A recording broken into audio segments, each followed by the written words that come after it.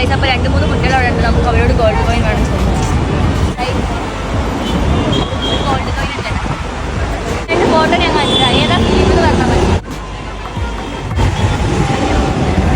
ഏത് ഫിലിമാന്ന് പറഞ്ഞാൽ നീയാ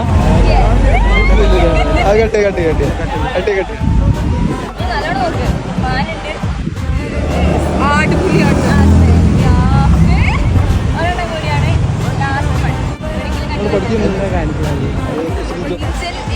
ബാക്കി നിങ്ങൾ പറയും.